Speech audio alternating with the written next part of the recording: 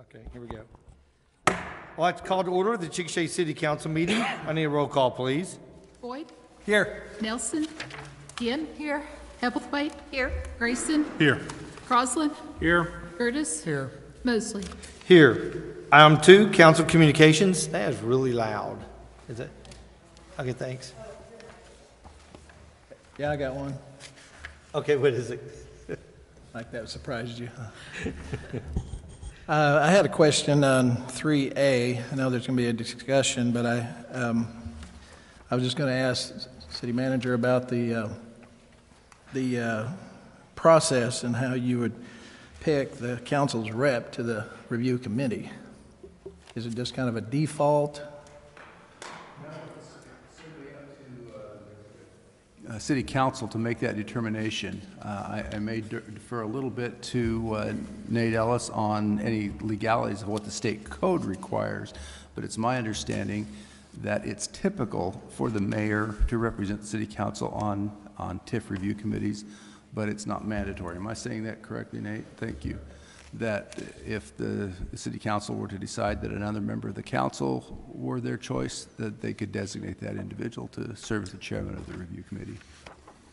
Okay, I just had well, we put Chris Mosley's name in there. We didn't really say the mayor right there, so it kind of makes it more of a personal instead of the office of the mayor. So I was kind of curious about that too. Was there a special reason for that? No, just like I said, it's been kind of customary in other communities that have done this recently. Okay. No agenda behind that. Well, it is kind of a new day. We're starting a new process here with the TIF districts and proposed TIF districts, but my thought on this is it might be a better objective look for us as a council to look at if there's a process, a selection process. There's many candidates here that could be that chairperson, and it don't necessarily have to be Chris Mosley. It could be any one of a selection process. So I was kind of like, I need to kind of dive into how we would just kind of, put that in motion without a selection process. Yeah. We did not identify a formal selection process. If it appears that that was a foregone conclusion, then that was not the intent behind it. But Okay. Thank you. thank you. Anybody else? Okay. Moving on to item 3A, discussion, consideration, and possible action to approve Resolution 2023-24R, a resolution of the City of Chickasha, Oklahoma, the city, declaring the intent to consider approval of a project in creation of one or more tax increment districts under the Local Development Act, directing the review committee to make findings as a eligibility and financial impact, if any, on taxing jurisdictions and business activities within the district, directing the review committee to make a recommendation with respect to the proposed project plan, directing the City of Chickasha Planning Commission to make a recommendation with respect to the proposed project plan and containing other provisions relating thereto. And B, discussion, consideration, possible action to approve. Oh, we'll get to that. Sorry, I jumped ahead of myself.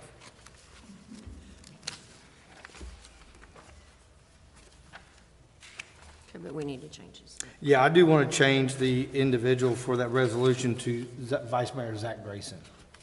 Make a motion that we approve Resolution 2023-24R as presented and designate Zach Grayson to serve as the City Council's representative to the review committee.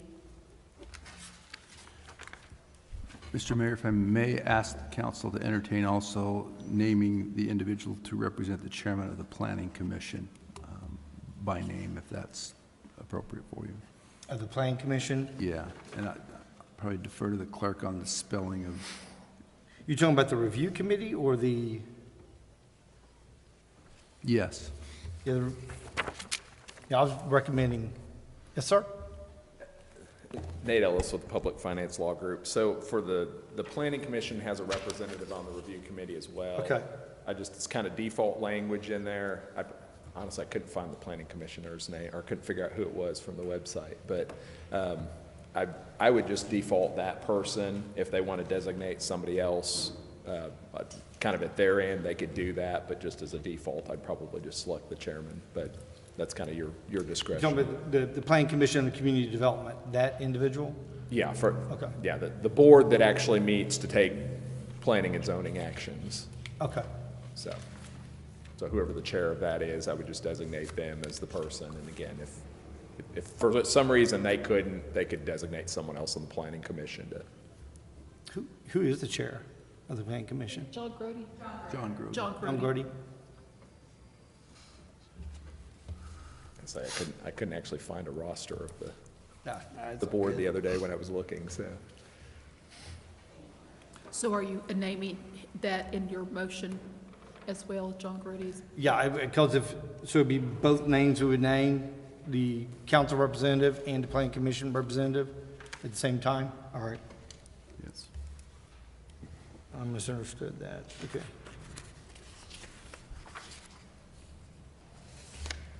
Are we rewriting the motion again, or? Yeah, I think so. Okay, planning committee. Yeah, it'd be Zach Grayson as the council representative, but the planning committee would be John Grody. Is it in the same motion or is it in the second?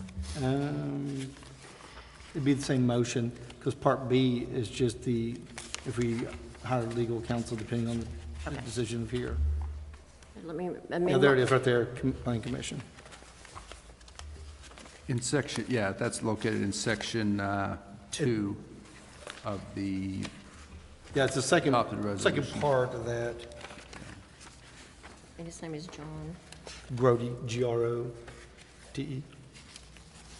I amend my motion to approve Resolution 2023-24R as presented and designate Zachary Grayson to serve as the City Council's representative to the Review Committee and to the Planning Committee, John Grody. Second. Discussion?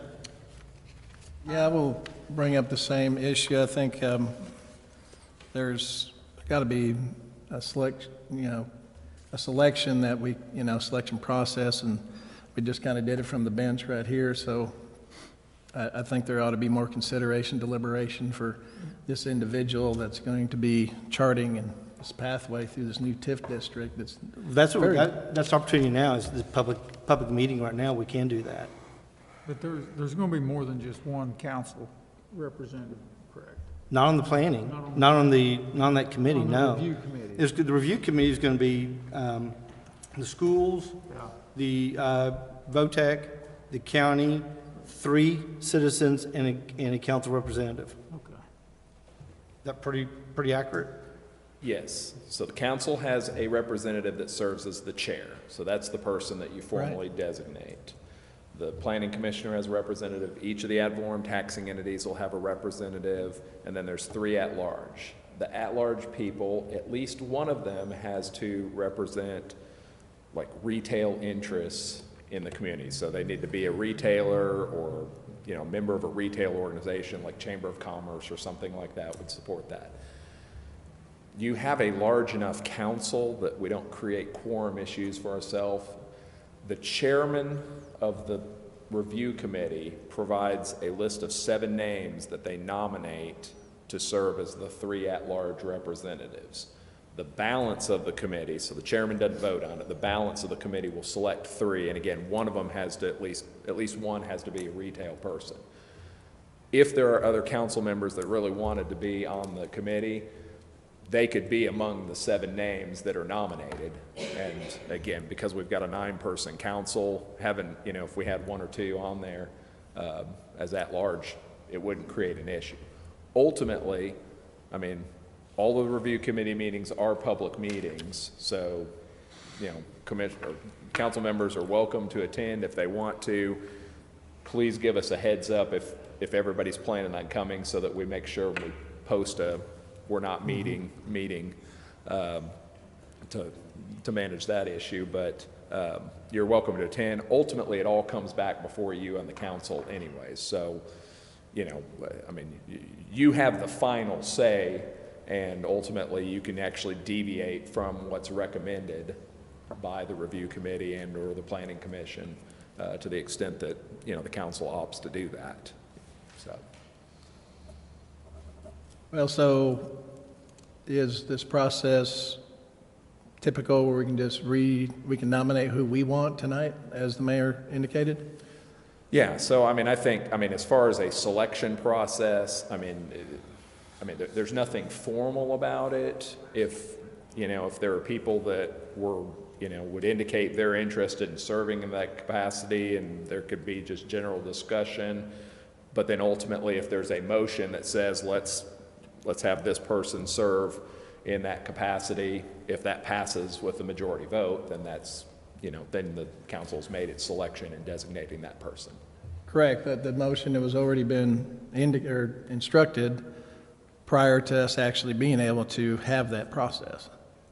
That motion doesn't have anything to do with that, though, because there should be 7 names submitted to the council for us to select 3 out of.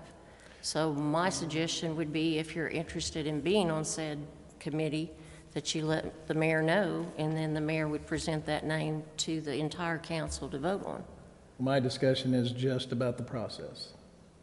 It's nothing, so we're actually a rep from the council chairperson, correct?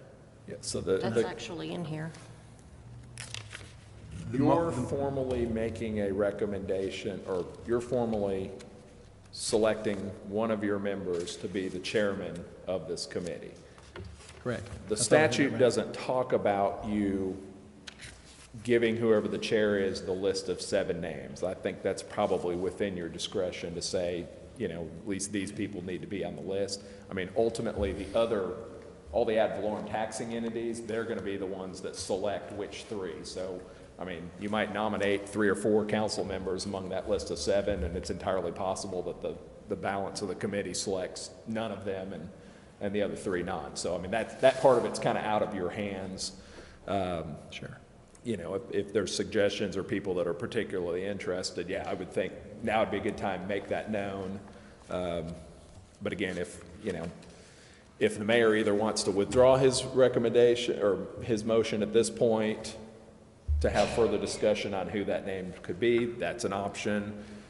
You have a motion and a second on the floor, so it's appropriate for you to debate that. And I think among that debate, you could say, maybe this person would rather be the person. And again, ultimately, either you could have a motion and it passes, or you have this motion and it passes, or it could be withdrawn and another motion could be made, kind of whatever's the result of that discussion. So, there's no formal process in the statute other than kind of these archaic components of, you pick one person of yourself, and then they pick 7 names, and then these other people pick Right. 3 out of the names. It's More or less a status quo type of thing that. it's ebb and oddly flow. specific, except it doesn't cover kind of it doesn't really flesh everything out. It has a lot of gray area and then some very specific things of how it's done. All right. So you have the 7 names for the 3 positions that are open. Would the chair of that committee, the council representative chair, pick those 7? And then those 7 go before the other remaining members of that committee, then it comes before council at that point? Or was the committee said it's done? It doesn't have to be ratified or anything. Okay. So yeah, the review committee. So council doesn't ratify it then? Yeah, It's the all review done. committee meets its first time, and really our only action item is to select the 3 at-large representatives.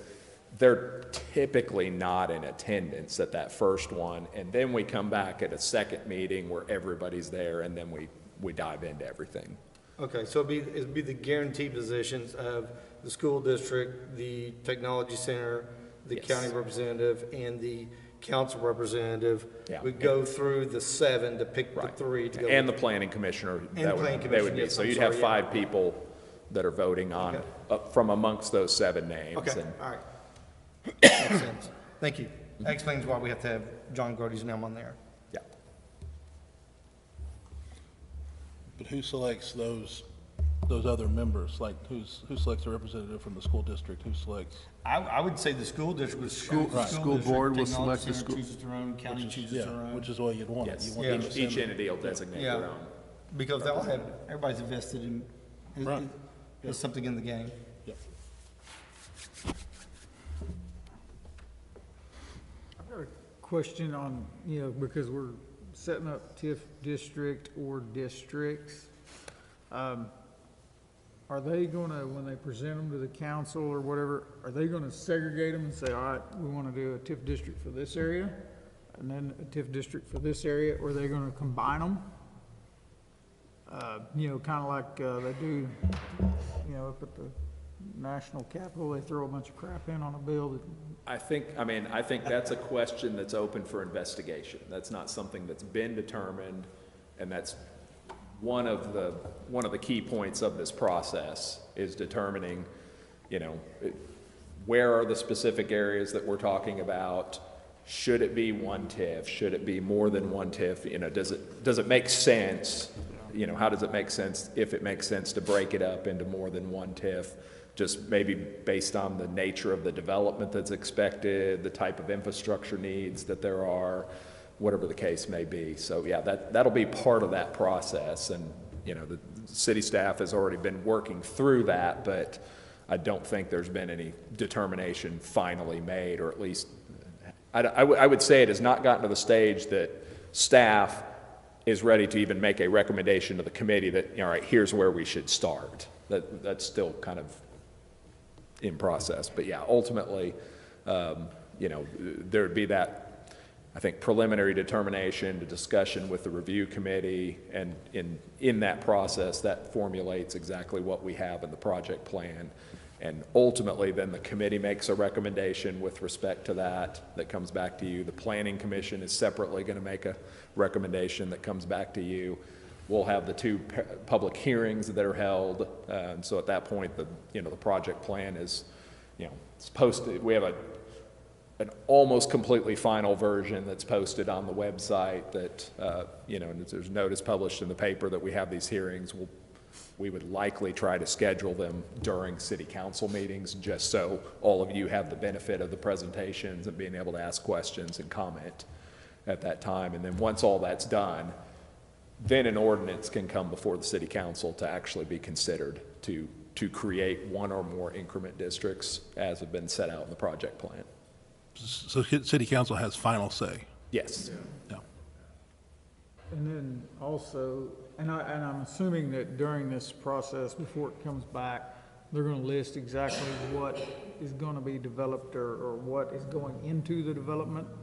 Yeah, so the project plan will cover where are the increment district or districts, what are the geographical boundaries, exactly what revenue streams are being captured, and the kind of the universe of that is ad valorem revenue up to 100% of that, sales tax revenue up to 100% of that, hotel tax revenue up to 100%.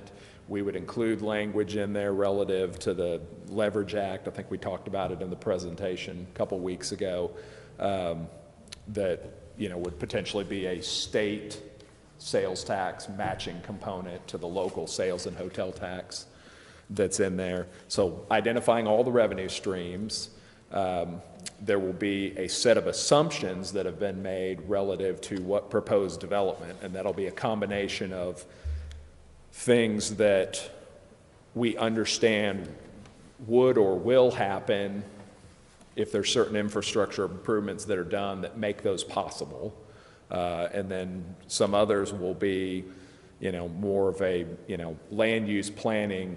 This area could be developed in this way if we had infrastructure out there, which in a lot of cases, there's just an absence of infrastructure, which means it's not ever going to develop until there's the infrastructure in place.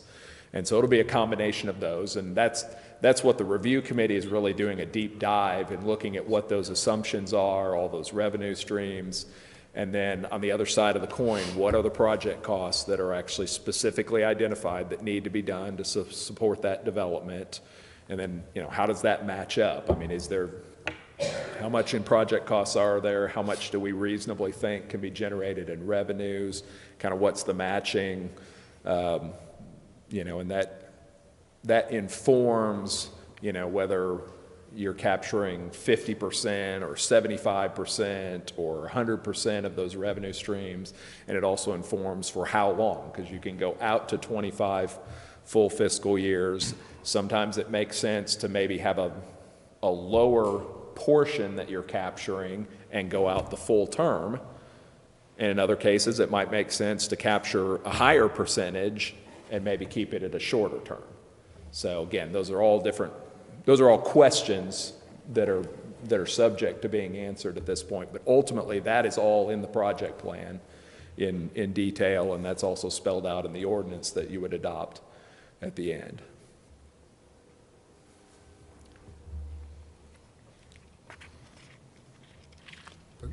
Question maybe for Keith.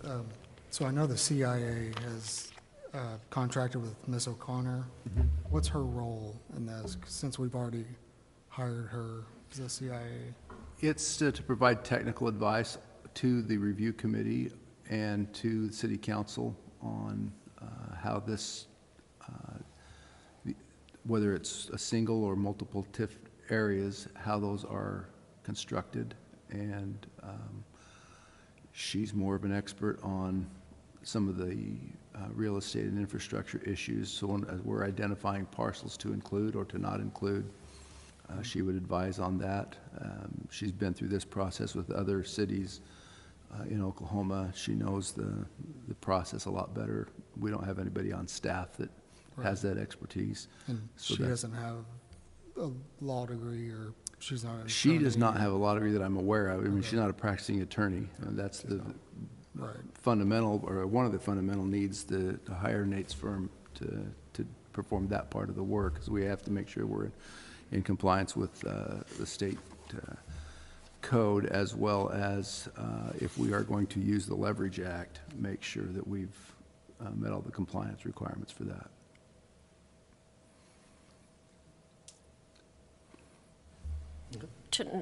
Tonight's basically about starting a process to see if this is feasible, if it's the right decision for the city of Chickasha.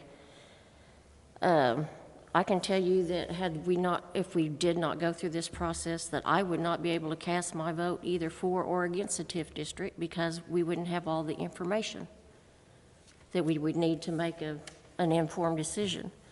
And, recently we had a council member point out that we have a downtown grant program, which that is correct, but the tax on that has expired, and that grant program only has a limited amount of funds remaining, and some of those funds are probably already allocated. That's a resource that's now very limited. Once it's gone, it's gone. We have to have a plan to keep our city moving forward. We've got momentum right now in our city, and we need to keep that. You know, I've had a constituent basically tell me that all TIFs are bad. Well, I don't know that this TIF or TIFs will be bad because it's not written yet. So I can't necessarily agree with that statement. And also, you know, we were all emailed by a constituent this weekend about that he hasn't seen any improvement on roads and stuff from the previous TIF district. And I wasn't here then. I don't think anybody here was here at that time, so I don't know how it was written. And what this gentleman, which is an attorney who specializes in this, is telling us, we can write this and you know, it can be written for what's best for the city of Chickasha and all of our citizens. It's not going to be, you know, just for one. Yeah, I mean, it will be possibly for one area, maybe part of downtown area, but it will be to benefit of the whole city. And basically what I've really had to work through this, and y'all don't laugh at me, but I really had to work through this at home. I'm comparing the TIF to a vehicle. Our previous TIF, and sorry for the Ford lovers and even the Chevy lovers, our previous TIF was like a Ford Pinto or a Chevy Monza. It did not have the powertrain, the drivetrain. It did not have the accessories that the city needed for it to really work the best for the city. So if we go forward with a TIF program, my first vote is we need to change vehicles. We need a Silverado 2500 or a, Ford F-250, we need to supply ourselves with the powertrain, the drivetrain, to go forward with what's right for the city. We also need a good GPS system on that vehicle to make sure that we don't get off track. Also on that GPS, we need to make sure that, we have as little disruption in a negative way to our school district or to the VOTEC, because it's important that we not penalize them for something else. But I mean, me personally, I couldn't vote for it if we don't go through this process, because there's nothing there. But just saying that all TIFs are bad is like saying all Fords are bad, and it's not that case. It has to be what's written. We've got to be careful about what we put in it, how it's written, what the benefits are, and we have to keep our momentum going in the city, or other cities are going to pass us by. Something that could be like, Chevy Monza, that's really digging in deep. I haven't heard that in a long time. Don't show my age, don't I? But the expand, like on Highway 62, was it 20 million to expand water and sewer out to Highway 62? That's something we can't afford. And there's got other ways we got to find a mechanism to treat it. So I think it's the process, like I said, it's the first step of the process, and moving forward to see if it worked or see if it doesn't work. But we don't do this, we'll never know. And we can't quit stopping. We got to keep progressing as a community, because it's going to come down our throats whether we want it or not. It's coming. Well, Change is coming. I think my concern is this creates a TIF district. Am I right? This resolution does not create a TIF It district. says a creation of one or more tax increment districts. Yeah, it's to consider. So this resolution, it starts a process, but it's non-binding on this body as far as the actual creation of a TIF district. Until you adopt an ordinance, and you can't consider the ordinance until you've gone through this process, but until you adopt that ordinance, there is not a TIF district that has been created. So this allows for the discussion. Yep, that's all we're doing. Yes. This creates a committee to get that going. So we know what's in there. Yeah. My only question is, to Brian's point, we hired the other lady who provides technical assistance. What's he doing? He's providing technical assistance. He provides the legal side of it all. Well, it sounds pretty technical to me. It is pretty technical. It's been a lot more technical than I But I am. mean, I'm just making sure that we're not double paying and that they're Yeah. not double duties or whatever, Yeah. a lot of overlapping. That's a fair question. Kathy is more focused on the business side of it. What's in the best interest of making the business case for this creation of TIF districts? And Nate's firm is responsible for helping us make sure we do it within the confines of state law. That's probably the most simplistic explanation of the two. I would say her technical input to the process is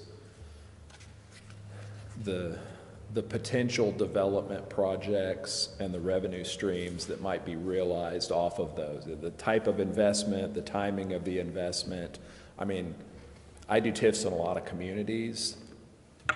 Sometimes I have to fill that void. It's a lot easier when I have somebody like her that's more geared towards that. What I'm really doing, I'm writing the project plan, I'm writing the ordinance, I'm writing all the resolutions that the committee will consider, modeling out all the revenue.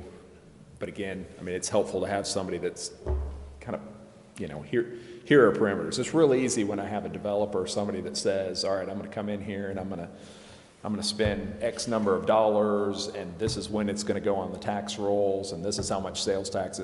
That makes it a whole lot easier for me, because I can just model that out year by year what it's actually going to be. I'm not an expert in retail development or commercial development of property or anything like that. I know enough to be dangerous just because I do these TIF districts, but it's also, it kind of gives me a headache when I think about it. So the motion that's on the table that has a second is to name two people, create this committee, and then name two people to it. Yes. And you've requested a process or something for us to consider somebody else. So what type of process would that be, or would you recommend, or? Well, right, so it's pretty much the army of the willing, right? So whoever's willing to be that chairperson, that could serve as that chairperson. We really had no consideration of that.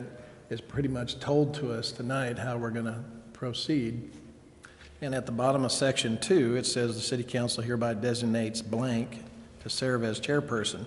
The city council is not, the city council doesn't designate. It was pretty much on the agenda, a name, and then that name selected somebody else, and that really wasn't a council decision. That was already pretty much told to us in the agenda item. So it doesn't feel like a process. It feels like, okay, well, we're just going to do it this way, like it or not. And that is not how this council should operate, especially going into something that is a 20-year project, 15, 20 years. Yeah. I mean, the review committee itself is on the front end, and so unless there is some need somewhere down the road to amend the project plan, you might or might not even have any of the same people involved, depending on how far in the future that is. But, I mean, that process for the review committee basically ends when they hand it back to you with their recommendation. Right, so, and the other part of it, the representative from the planning commission, well, they don't even know they've been nominated tonight. I mean, so nobody, I mean, there's some gaps in between our logic and how we're appointing and how we're moving forward. So, I'm sorry to interrupt you, but the language of the resolution tonight allows the chairman of the planning commission to name a designee if they're not able or willing to fulfill that responsibility. right, I'm actually reading section 2 of the actual attachment here. Not necessarily what was on our resolution, but. So what if you had a motion tonight to approve a committee, but then you have another motion at a future meeting that would designate who those people or who that person would be from the city council? That would feel like more fair and balanced and not necessarily a status quo, here you go, rubber stamp this type of thing. And we have more thought, because did everybody agree that first appoint Chris Mosley and then he appointed Zach? I mean, so we had no say in it, no say. So that part of it is, I could be the only voice in the wilderness here, and that's fine. But my opinion Have your is, say in it. that is not a process that we I should think entertain. your say is with your vote. Like if it gets voted down, then we're back to the drawing board on it. Yeah, when we vote. Do what? We haven't voted yet. Well, I'm saying that, but I think that is your voice on the matter at the time. Yeah, that will be. Right. But that doesn't let me hell out, we're doing discourse right now. Right now, everybody's discussing, this is your discussion time, and then you're about to vote. So this is where you come up with the process. Well, whose name would you like to have besides Zach? Well, I have several that you could think of. Everyone here is pretty much capable of doing it. So here we are. And then you say, okay, who don't want to do it? So, I would nominate a couple right off the bat but that's just my thoughts. Well, speaking for myself, I was not expecting that. I'm sure anybody who saw my face. I seen it. I was like, totally surprised. Yeah, but with that being said, I'm more than willing. I'm capable, and I think, as far as being able to be at the meeting and stuff, I think my attendance record speaks for itself as far as my ability to be there when it counts. So, I mean, don't get me wrong, I'm not taking any offense, Kelly. Like, I'm right there with you. This is thrown in my lap too, but it's an immense amount. To me, this position is going to be an immense amount of pressure, Exactly. and it should be. And nothing should be done lightly. And I can only speak for myself, but I know I'm up to the task. Well, it's not only pressure, but the person that's the chairperson has to be ultimately very objective and transparent. And the city's going to look at this council and say, did we just rubber stamp another status quo, or did we really dig in and get a little messy with it and actually, get an idea that we all can agree to and so on. But you know me, I'm not the rubber stamp guy. So I'm just challenging the methodology and see if there's another way that we should go forward. Like I said, there's other people that could be that. Nothing, I say nothing, I know you're more than capable, Zach. Yeah, no, no offense taken at all. Yeah. I understand where you're coming from. Like I said earlier, and Georgianne did a great job with her oration, and Yeah, I totally just didn't agree like her with Ford truck comments. That bothered Say me. again, sir? Bothered me. I drive Ford F-150, But I- kind of bugged me. Again, I'll just say what I said to her, just about the process, so.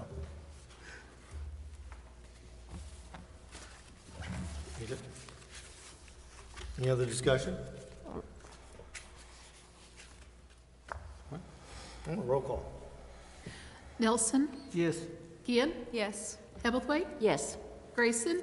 Can I vote for this? Yes, you can. Yes, you may. Yes. Crosland? Yes. Curtis? No. Boyd? No. And yes. Oh, Mosley. I thought we were missing somebody.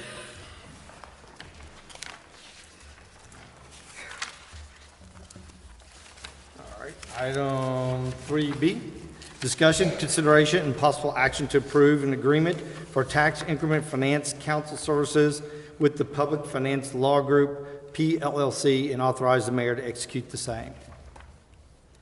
Move that we approve an agreement for tax increment finance counsel services with the Public Finance Law Group, PLLC, and authorize the mayor to execute the same. Second.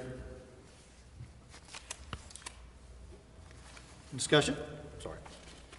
Keith, can you explain the contract just a little bit on the payment? So the payment for their services. So it's, the first one is 3 months, first 3 months, and then 10,000 for the first 3 months, and then the contingent, let's see, 20,000 contingent immediately following formal action of city council, and then it's hourly after that. Can you just clarify that just a little bit for me? Yeah, maybe. I mean, I'm sure that some of that's the retainer, is that first part the retainer fee or in there? So parts A and B there is a non-contingent and a contingent portion. A little bit of history.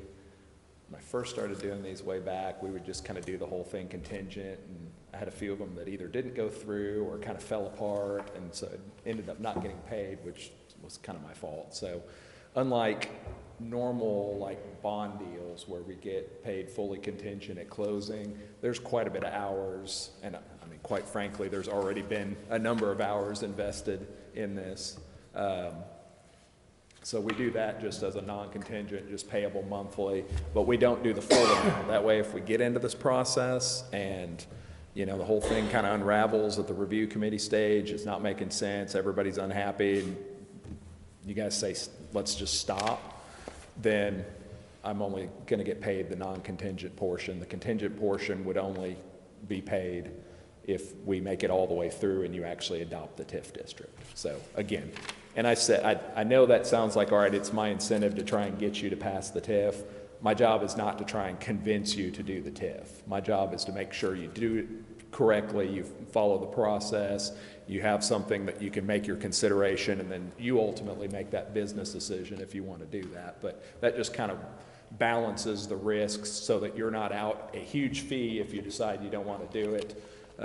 You know, and I'm not out everything if if we get all the way to the end and you say, no, we're not going to do it. So, and then the hourly is really just after we create a TIF district, then there likely will be development agreements that need to be entered with specific projects. And the reason you might do, not so much that you're giving them incentive. I mean, the incentive is you're improving infrastructure, but just the fact that, all right, you're going to commit to doing these infrastructure improvements when they're willing to commit to doing these other projects. And there may be one development agreement, there may be a couple dozen. I really don't know. And so really, what I would just do is just do that, work on that on an hourly basis at that point in time.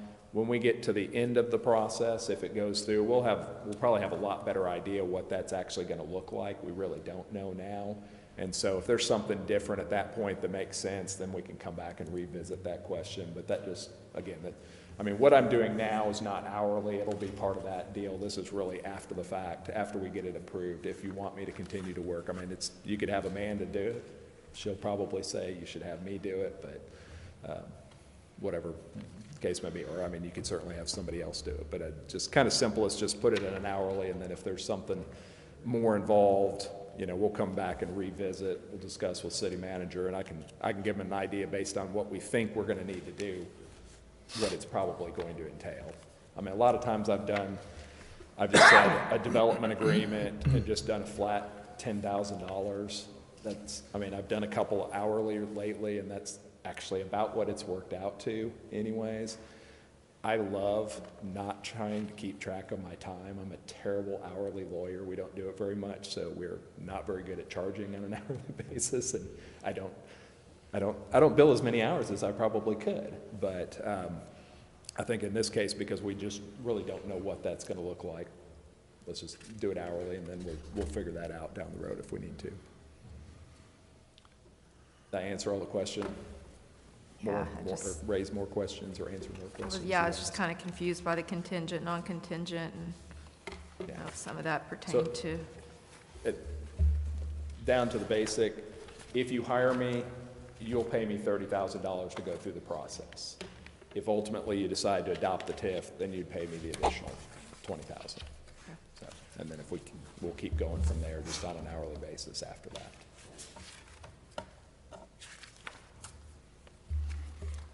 Any other questions?